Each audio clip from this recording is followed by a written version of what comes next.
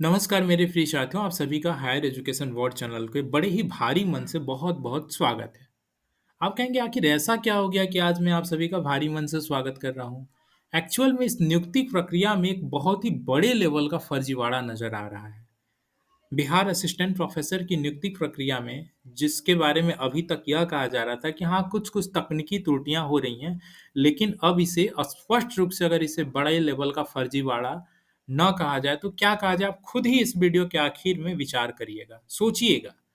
और ये इस फर्जीवाड़े को इतने संजीदगी से किया जा रहा है कि इसे शायद आपको भी मुझे समझाने में बहुत किल्लत होगी और मुझे नहीं पता कि आप इस वीडियो में आखिर तक रहेंगे, तब भी शायद समझ पाएँगे। अगर इस वीडियो को बीच में स्किप करके छोड़ देंगे, तो शायद आप इस फर्जीवाड़े को समझ भी नहीं पाएँगे, क्योंकि बड़ी ही संजीदगी से फर्जीवाड़ा किया जा रहा है।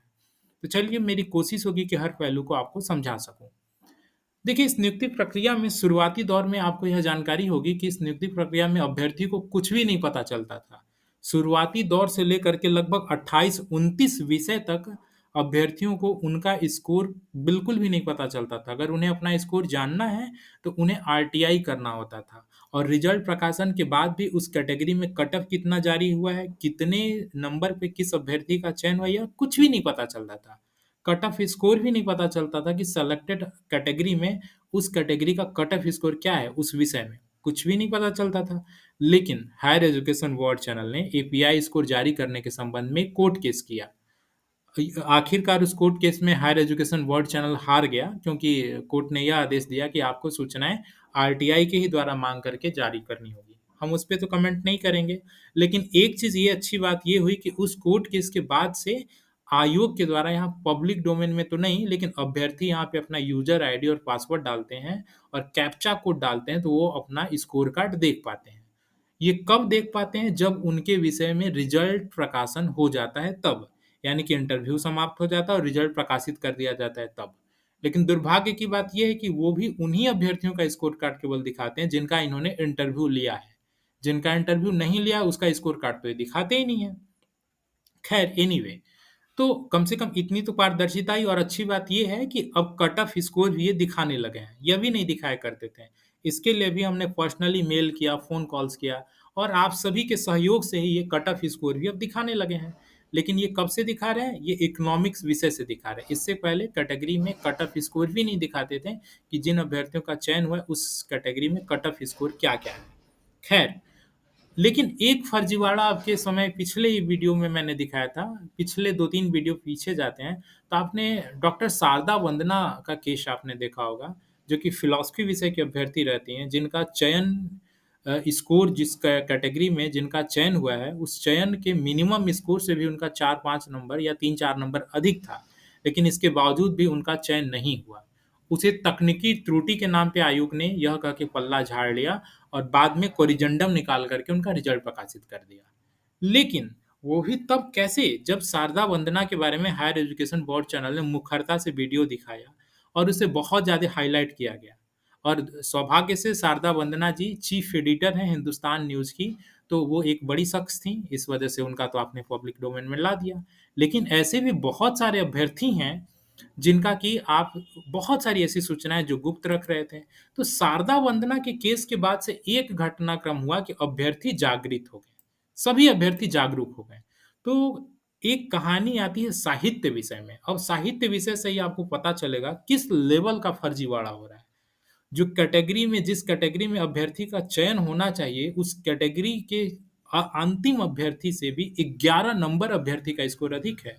मतलब जो सिलेक्शन का स्कोर है, उस स्कोर से भी अभ्यर्थी का स्कोर 11 नंबर अधिक है। इसके बावजूद अभ्यर्थी का आपने चयन नहीं किया।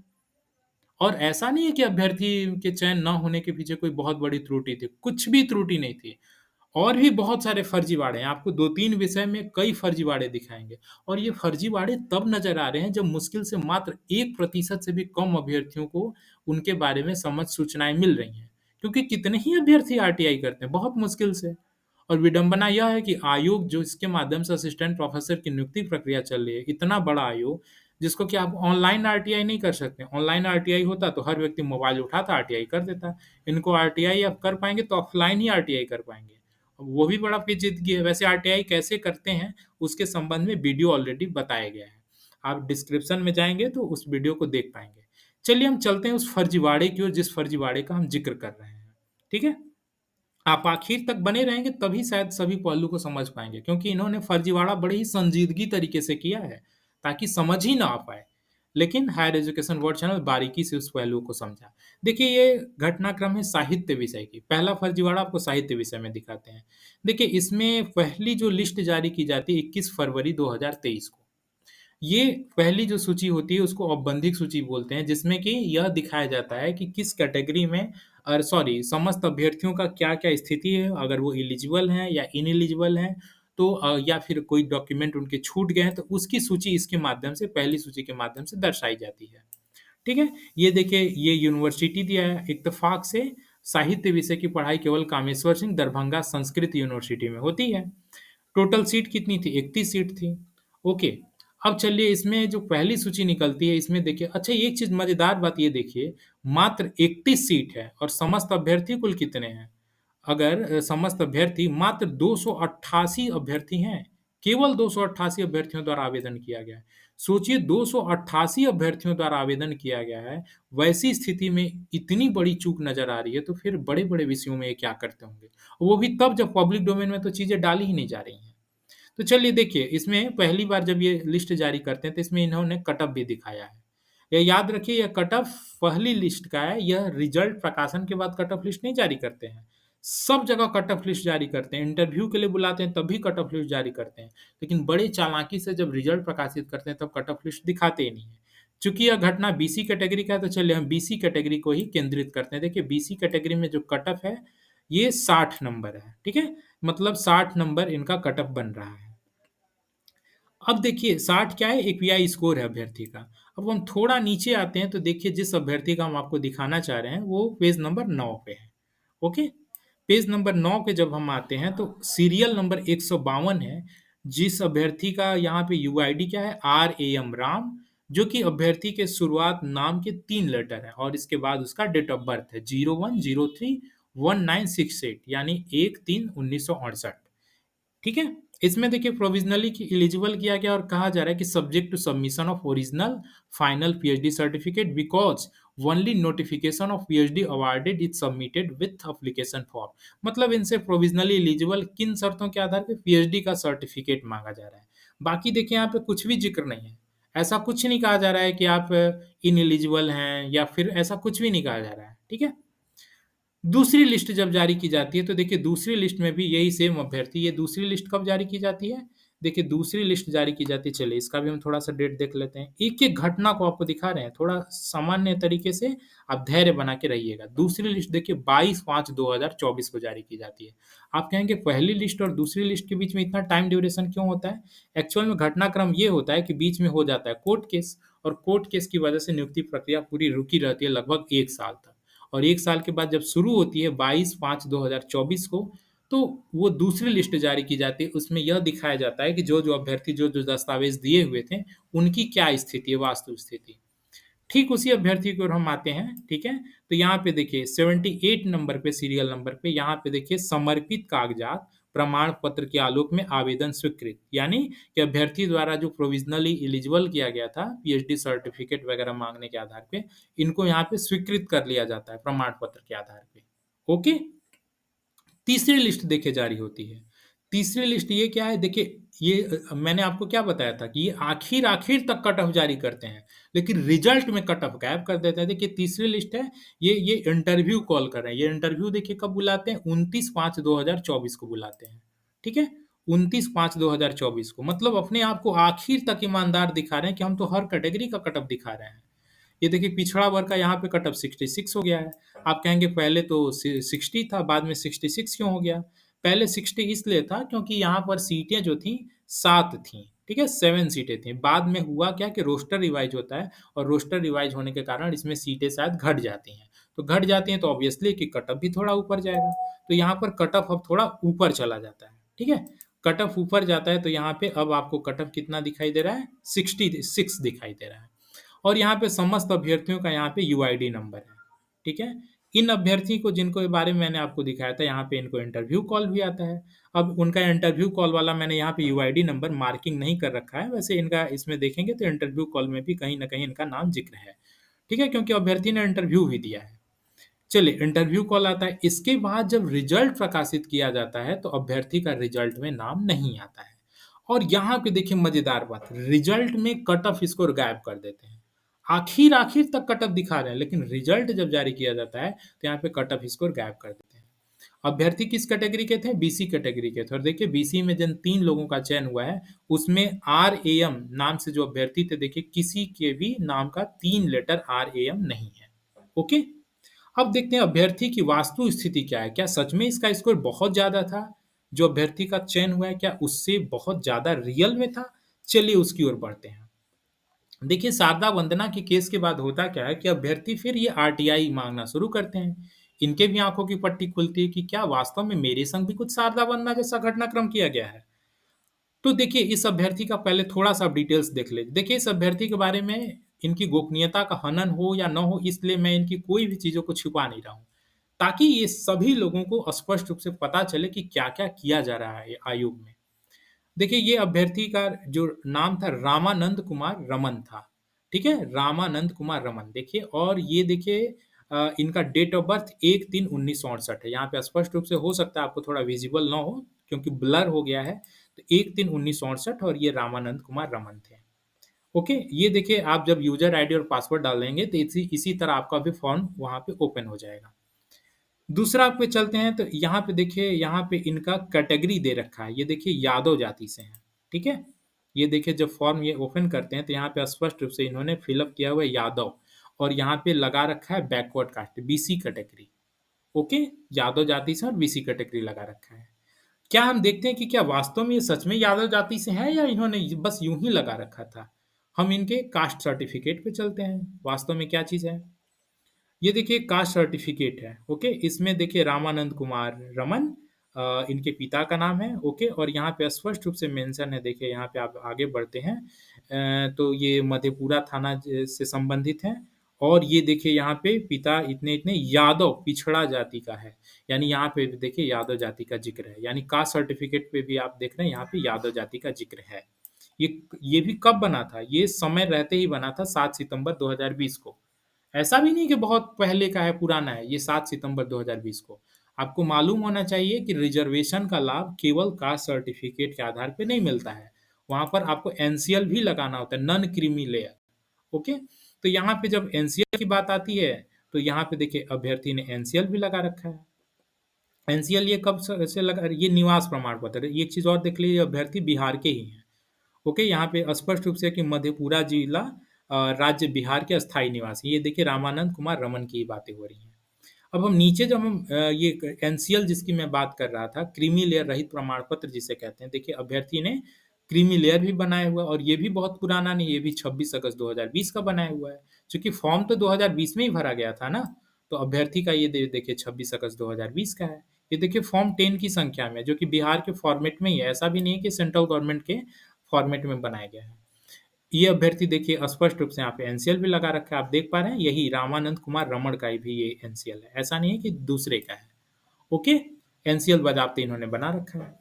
अब आगे की देखिए घटनाक्रम क्या होती है, जब इनका चयन नहीं होता है तो ये आरटीआई से आयोग द्वारा सूचनाएँ माँगते हैं। ये देखिए रामानंद रमण का ही है, आप देख पा रहे हैं रामानंद रमण, ये कब आरटीआई से सूचनाएँ माँगते हैं? 17/7/2024। ये 17/7/2024 को ये सूचना माँगते हैं कि भाई मेरा स्कोर आप बताइए, क्योंकि जैसा कि मैंने आपको पहले बताया कि स्कोर कार्ड दिखाया ही नहीं जाता था। तो जब 17/7/2024 को स्कोर माँगते हैं तो इनको यहाँ पे दिखाया जाता है, बताया जाता है कि आपको साहित्य विषय के अंतर्गत कुल अकादमिक अंक 66 यानी कि बीए, एमए और पीएचडी के आधार पे इनको 66 नंबर दिया गया। शोध अंक में एक भी नंबर नहीं काटे गए, 10 अंक मिला और शिक्षण अनुभव में 5.26 मिला, ठीक है? यानी टीचिंग एक्सपीरियंस में इनको 5.26 मिला। अकादमिक अंक में 0, साक्षात्कार में 4 अंक। शिक्षण अनुभव में कैसे नंबर काटा गया, क्या काटा गया, वो सब अभी हम छोड़ देते हैं। आप इसी को टोटल जोड़ते हैं तो कुल कितना अंक होता है? 66 अकादमिक अंक, 10 अंक आप शोध पत्र के जोड़ते हैं तो ये हो जाता है आपको टोटल 76 और आप अनुभव के अगर जोड़ते हैं 5 नंबर और 5.26 तो ये हो जाता है 81। राइट? 76 में 5.26 जोड़ते हैं तो ये हो जाता है 81.26। और अगर इनके साक्षात्कार में जो कि 4 अंक मिले, आप देख पा रहे हैं यहाँ पे 4 अंक, साक्षात्कार में ये 4 अंक प्राप्त हैं, ओके? तो साक्षात्कार में जब आप 4 अंक इसको जोड़ लेते हैं तो 81.26 प्लस 4 यानी कि इनके टोटल अंक हो जाते हैं 85.26, ओके? देखिए अभ्यर्थी ने क्या सोचा कि आखिर मेरा चयन नहीं हुआ तो मुझे मेरा स्कोर मिल जाएगा और समस्त अभ्यर्थियों का स्कोर मिल जाएगा, तो उससे मैं जान पाऊंगा कि वास्तव में मेरा चयन और अन्य अभ्यर्थी जो चयनित हुए हैं उनके बीच में क्या फासला है। तो देखिए सूचना संख्या के आधार पर यहाँ पे क्या कह दिया जाता है कि चयनित अभ्यर्थियों से संबंधित मांगी गई सूचना एक जगह संकलित कर पाना संभव नहीं है, इसलिए आपको नहीं दिया जाएगा। बड़ी चालाकी से ये समस्त चयनित अभ्यर्थियों की सूचना नहीं देते हैं। अब फिर ये अभ्यर्थी अब यहाँ पर ये सो जाते हैं। अब इनको लगता है कि ठीक है, मेरा स्कोर कम रहा होगा, इस वजह से मेरा चयन नहीं होता है। लेकिन मैडम शारदा वंदना का जब मैटर ये देखते हैं तो ये फिर से जागते हैं। ये जागते कब है? 22/8/2024 को। और ये फिर से आरटीआई करते हैं, ठीक है, उसी वीडियो के बाद। और ये 22/8/2024 को देखिए इनको आरटीआई प्राप्त होता है। अब इसमें ये 27/7/2024 के संदर्भ में मांगी गई वांछित सूचना के संबंध में देखिए यहाँ पे वही चीजें कही जा रही हैं। अब इसमें मजेदार कहानी देखिए, साहित्य विषय के अंतर्गत अनारक्षित कोटि में चयनित पुरुष अभ्यर्थी का न्यूनतम स्कोर कितना है? 90। 90 नंबर पे अनरिजर्व कैटेगरी में चयन हुआ है। और महिला अभ्यर्थी का न्यूनतम स्कोर कितना है? 79। तथा पिछड़ा वर्ग कोटि के अंतर्गत चयनित अभ्यर्थी का न्यूनतम अंक कितना है? 74.19। देख पा रहे हैं, अभ्यर्थी पिछड़े वर्ग में था और अभ्यर्थी का स्कोर कितना था? आपने देखा पिछले आरटीआई में जो अभ्यर्थी ने शुरू में आरटीआई दिया था उसके अकॉर्डिंग अभ्यर्थी का स्कोर है 85.26 और कट ऑफ का चयन का स्कोर क्या है? 74.19। यानी देख रहे हैं 11 अंक अधिक है। चयन के नंबर से अभ्यर्थी का स्कोर 11 नंबर अधिक है। इसके बावजूद अभ्यर्थी का यहाँ पे स्कोर चयनित नहीं होता है। अब बताइए इसको आप क्या कहेंगे? इसको तकनीकी त्रुटि कहेंगे?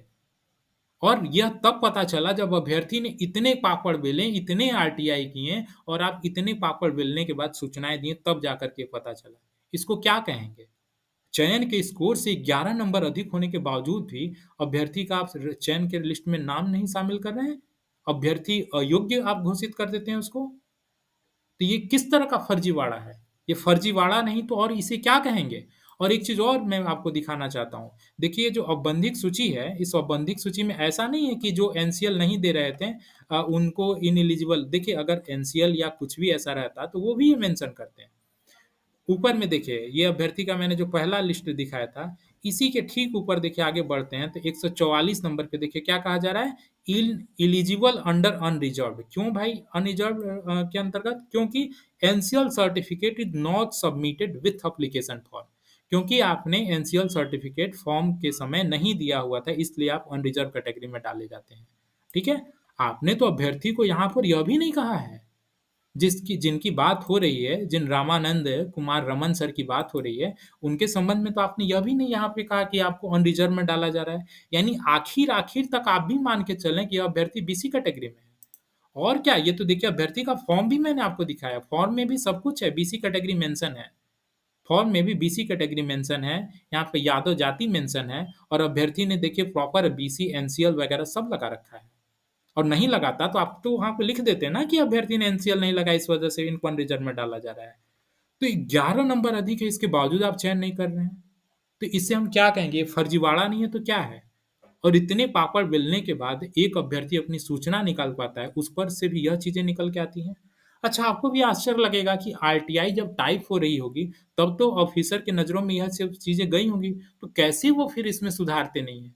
एक्चुअल में आरटीआई का सेक्शन अलग होता है, ठीक है? आरटीआई का सेक्शन अलग होता है और चयनित अभ्यर्थी भी अपनी सूचनाएं मांगते हैं कि मेरा स्कोर कितना है, और गैर चयनित भी अभ्यर्थी मांगते हैं। तो उनको क्या मालूम होता है कि चयनित अभ्यर्थी या गैर चयनित अभ्यर्थी जो मांग रहे हैं उनको लिए एक सामान्य से प्रोसीजर होता है।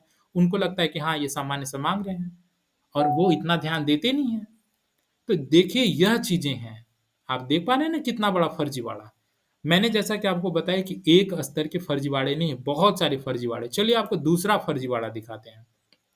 यह कहानी है साइकोलॉजी विषय की।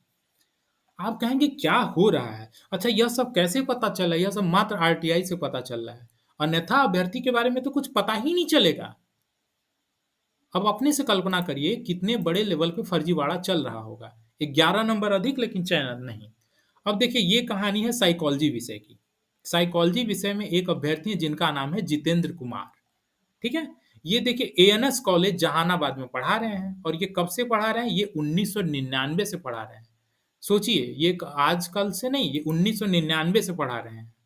और 1999 से पढ़ा रहे हैं और ये अब तक पढ़ा रहे हैं। देखिए इसमें स्पष्ट रूप से कहा गया है कि this is the certified that doctor Jitendra Kumar Singh son of इनका इनका इनका एट अनिवन post Sahidabad post Kako district Jehanabad Bihar has been working, मतलब पढ़ा रहे हैं, कार्य कर रहे हैं, working as an assistant professor in department of psychology since 7th April 1999।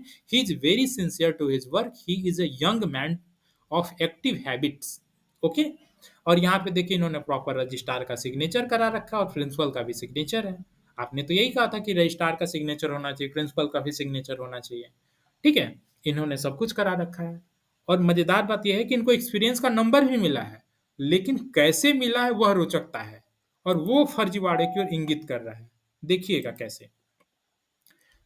देखिए अभ्यर्थी का एक चीज़ आप थोड़ा देख लें, जब अभ्यर्थी आरटीआई करता है शुरुआत में तो उनको पता चलता है कि उनके स्कोर कितने हैं, एक्सपीरियंस में देखिए इनको कितना नंबर दिया गया है। देखिए ये वही अभ्यर्थी हैं, कोई दूसरे नहीं है, जितेंद्र कुमार सिंह ही हैं जिनका आपने एक्सपीरियंस देखा अभी, जिनके पिता का नाम रामविलास सिंह है और ये भी देखिए अधिवक्ता के पुत्र हैं। ये ऐसे नहीं अधिवक्ता के पुत्र, ये आयोग को भला कैसे छोड़ेंगे इनके संग जो फर्जीवाड़ा हुआ, अपने से जरा सोचिए। देखिए इनके संग क्या घटना, ये ईडब्ल्यूएस के अभ्यर्थी हैं और इनके संग देखिए क्या कहानी है। इनको क्या-क्या अंक मिलता है, ये आरटीआई करते हैं तो इनको अकादमिक अंक 66 दिया है, शोध में अंक 10 अंक दिया है और शिक्षण अनुभव इनको 0.09 दिया है और साक्षात्कार में 3 अंक दिया है। अब एक चीज़ सोचिए, टोटल को जोड़ते हैं तो कितना होता है 66 प्लस 10 अगर जोड़ते हैं तो होता है 76 और 3 अंक और जोड़ते हैं तो ये हो जाता है 79, राइट? 76 प्लस 3 79 और ये 0.09 को जोड़ते हैं तो 79.09। ओके। और देखिए इस कैटेगरी में दे रहा है कि ईडब्ल्यूएस कोटि के अंतर्गत उपलब्ध 123 अभ्यर्थी थे, जिसमें ये नहीं, आपको काम की बात दिखाते हैं। काम की बात ये है कि ईडब्ल्यूएस कोटि के अंतर्गत चयनित अंतिम पुरुष अभ्यर्थी का साक्षात्कार के उपरांत कुल 86 एवं महिला अभ्यर्थी का जो अंक है 85 अंक प्राप्त है, यानी कि 85 और 86 पे आखिरी अभ्यर्थी का चयन है। अब इनका आपने कितना देखा, इनका देखा 79.09। तो आप कहेंगे इसमें क्या रोचकता है? देखिए इसमें रोचकता ये है कि किसी भी अभ्यर्थी का अनुभव में 0.09 अंक कैसे बन सकता है, वो भी तब जब अभ्यर्थी 1999 से पढ़ा रहा हो। आप अपने से कल्पना कर, एक वर्ष का एक्सपीरियंस पे यहाँ पे 2 अंक दिया जा रहा है। एक वर्ष का 2 अंक दिया जा रहा है। अगर मान लीजिए अभ्यर्थी का आप 6 मंथ का भी काउंट करेंगे तो 1 अंक होता है और अगर आप 6 मंथ से भी कम का काउंट करेंगे तो 1 अंक का भी आधा कितना हो जाएगा, 0.5 होगा। अगर आप 3 मंथ से भी नीचे का काउंट करेंगे, डेढ़ महीने का काउंट करेंगे तो 0.25 होगा। डेढ़ महीने से भी अगर कम का काउंट करेंगे तो पॉइंट आपका 2.12 समथिंग होगा। तो मतलब 15 दिन का भी अगर आप काउंट करते हैं तो 0.15 समथिंग आता है। तो मतलब आप दिन में एक्सपीरियंस काउंट किए हैं क्या? 1-2 दिन का काउंट किए हैं कि घंटे का आपने अनुभव काउंट किया है जो 0.09 नंबर दिया है? आखिर आपने कैसे 0.09 नंबर दिया है? अभ्यर्थी को या तो आप 0 देंगे या तो 10 में 10 देंगे, क्योंकि नहीं काटने नंबर काटने की वजह तो कोई है ही नहीं। यहाँ पर नंबर काटने की कोई वजह है ही नहीं। अभ्यर्थी 1999 से पढ़ा रहा है और ऐसा भी नहीं है कि पीएचडी उसी ड्यूरेशन में। देखिए अभ्यर्थी का पीएचडी 2013 में कंप्लीट हो चुका है। देखिए प्रमाणित किया जाता है कि जितेंद्र प्रकाश सिंह सन 2013 फरवरी माह में ये पीएचडी एक तरह से प्राप्त कर चुके हैं। चूँकि ये इसलिए मैंने आपको पीएचडी का दिखाया क्योंकि बहुत सारे अभ्यर्थी का ऐसा केस था कि पीएचडी के दरमियान अगर एक्सपीरियंस है तो उस पे नंबर काट लिया जा रहा है। अभी उस पे भी आते हैं, अभी उस पे भी आते हैं। लेकिन पहले ये देखिए, यहाँ पे आखिर 0.09 नंबर, यह किस आधार पे आपने 0.09 नंबर दिया? आप देख पा रहे हैं ना? शिक्षण अनुभव 0.09, मतलब ये समझ से परे है और अगर इस अभ्यर्थी को 10 अंक मिलता तो ये जनरल कैटेगरी में भी चयन हो जाता। 10 अंक अगर इस अभ्यर्थी को मिलता तो इस अभ्यर्थी का सीधे जनरल कैटेगरी में हो जाता। कैसे? 66 हो रहा है आपको अकादमिक अंक, 10 अंक हो रहा है प्रकाशन अंक, यानी 66 प्लस 10 76 और 3 अंक आपने साक्षात्कार में दिया यानी 79 और जनरल कैटेगरी का कट ऑफ क्या है 89। 10 अंक अगर एक्सपीरियंस का जोड़ दिया जाता तो अभ्यर्थी का स्कोर हो जाता 89। लेकिन अभ्यर्थी तो ईडब्ल्यूएस कैटेगरी में है ना, तो अभ्यर्थी का तो यहाँ पे ईडब्ल्यूएस में ही हो जाता। ईडब्ल्यूएस में आपको महिला अभ्यर्थी का आपने खुद लिख रखा है कि महिला अभ्यर्थी का चयन 85 पे हुआ है और पुरुष का 86 पे हुआ है। तो बताइए, इसको फर्जीवाड़ा नहीं कहेंगे तो क्या कहेंगे? आपने यहाँ पे सब कुछ होते हुए भी आपने अनुभव का अंक कितना दिया? 0.09। समझ से परे 0.09। आश्चर्यजनक तरीके से आप यहाँ पे घोटाला कर रहे हैं। आपने 2 कांड देखा, तीसरे कांड की ओर चलते हैं। देखिए, यहाँ पे इनकी कांड की फ़हरिस्त बड़ी लंबी है, लेकिन हम मात्र आज 3 ही घटना को शामिल कर रहे हैं। ऐसे और सारे आप घटना देखने चाहते हैं, तो आप वीडियो में नीचे में कमेंट में नेक्स्ट, नेक्स्ट लिखें, ठीक है? आप नेक्स्ट ज़रूर लिखें और वीडियो समझ आया है, तो आप अंडरस्टूड भी लिखें कि हाँ, वीडियो बहुत अच्छे से स्पष्ट रूप से है, सभी बातें आप समझ पाए हैं। देखिए, इसमें एक दूसरे अभ्यर्थी का हम घटनाक्रम दिखाते हैं। देखिए, एक चीज़ और है, यहाँ पे दूसरे अभ्यर्थी का जो घटनाक्रम है, वो भी बड़ा रोचक है। यह अभ्यर्थी दिलीप कुमार हैं, ओके? यह कामेश्वर सिंह दरभंगा, ये भी देखिए साइकोलॉजी का ही केस है, ठीक है? अब इस अभ्यर्थी का भी ये देखिए, ये कब से पढ़ा रहे हैं? 31/1/2002 से पढ़ा रहे हैं और इनके भी एक्सपीरियंस पे देखिए सब कुछ है, रेफरेंस नंबर है, डेट है और यहाँ पे प्राचार्य का सिग्नेचर और देखिए रजिस्ट्रार पाटलिपुत्रा यूनिवर्सिटी पटना, इसका भी इन्होंने मुहर और सिग्नेचर सब लगा रखा है। और मजे की बात ये है कि आयोग ने इसे स्वीकृत भी किया है, ऐसा नहीं है कि इसे स्वीकृत नहीं किया। आयोग ने इसे स्वीकृत भी किया है। देखिए, हम दिखाते हैं इनकी। ये देखिए, दिलीप कुमार जी जब आरटीआई करते हैं, दिलीप कुमार जी, तो इनको आरटीआई में क्या रिस्पॉन्स आता है? इनको रिस्पॉन्स आता है कि मनोविज्ञान विषय के अंतर्गत कुल 66 अंक दिए गए हैं, शोध पत्र में 10 अंक दिए गए हैं, शिक्षण अनुभव में 4.22 दिए गए हैं और साक्षात्कार में 4 अंक दिए गए हैं। इनका अगर आप टोटल जोड़ते हैं तो कितना होता है? 66 प्लस 10 यानी 76 और यहाँ पे शिक्षण अनुभव का आप 4.22 जोड़ते हैं तो ये हो जाता है आपको कुल मिलाकर के 80.22 और 4 अंक इधर साक्षात्कार का जोड़ लेते हैं, तो ये हो जाता है 84.22, ठीक है? 84.22 हो जाता है। अब ज़रा आप भी इनके भी एक्सपीरियंस के बारे में सोचिए। अच्छा, ये किस कैटेगरी से थे? जनरल कैटेगरी में। देखिए, जनरल कैटेगरी में क्या लिख रखा है कि विज्ञान विषय के अंतर्गत अनारक्षित कोटि में चयनित पुरुष एवं महिला का न्यूनतम अंक कितना है? 89, ठीक है? आप देख रहे हैं यहाँ पे जनरल कैटेगरी में पुरुष एवं महिला का कट ऑफ 89 गया हुआ है। अब इस अभ्यर्थी के केस में ज़रा इनके एक्सपीरियंस पे गौर किया जाए। अब देखिए, ये अभ्यर्थी जो हैं, ये अभ्यर्थी दो कब से पढ़ा रहे हैं आपने देखा? 2002 से पढ़ा रहे हैं, राइट? जो 2002 से पढ़ा रहे हैं, तो इनको आपने 4 पॉइंट कुछ अंक कैसे दिया? यह भी समझ से परे है। अगर आपने 4 पॉइंट कुछ अंक इस आधार पे दिया क्योंकि बीच के ड्यूरेशन की पीएचडी है, तो पीएचडी के पहले वाला तो एक्सपीरियंस काउंट होगा ना।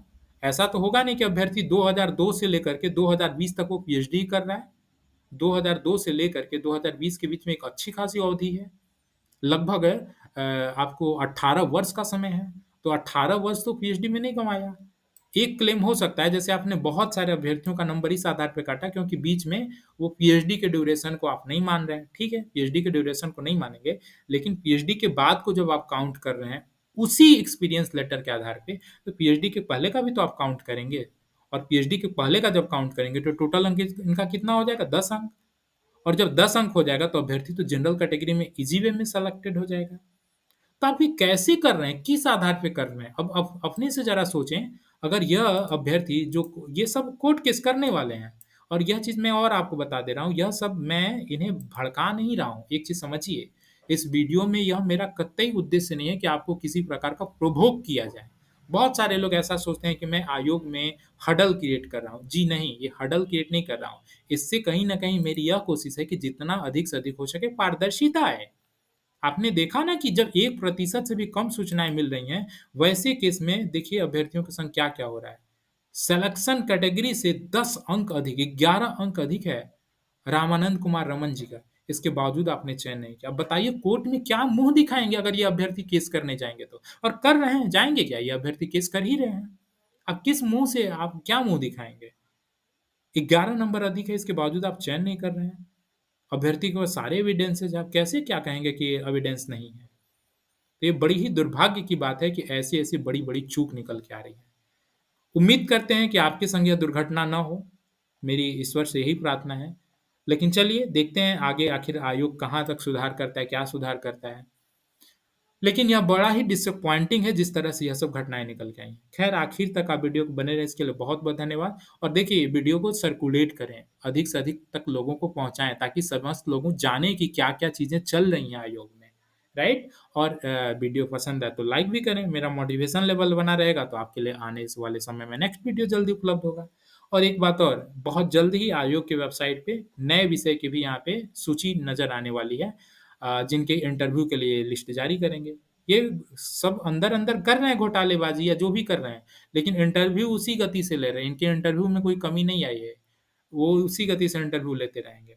तो अगर आप चाहते हैं कि मॉक इंटरव्यू वगैरह दें जिससे कि आपकी परफॉर्मेंस बेहतर हो, राइट? तो आप mock interview higher education world channel के माध्यम से दे सकते हैं। डिस्क्रिप्शन में मॉक इंटरव्यू का लिंक दिया हुआ है, जिससे कि आप अपने मॉक इंटरव्यू में बेहतर से बेहतर अगर प्रदर्शन करते हैं, तो आयोग में भी आप बेहतर परफॉर्म कर पाएँगे। चैनल पे आखिर तक बने रहें, इसके लिए आपका बहुत-बहुत धन्यवाद। Thank you so much.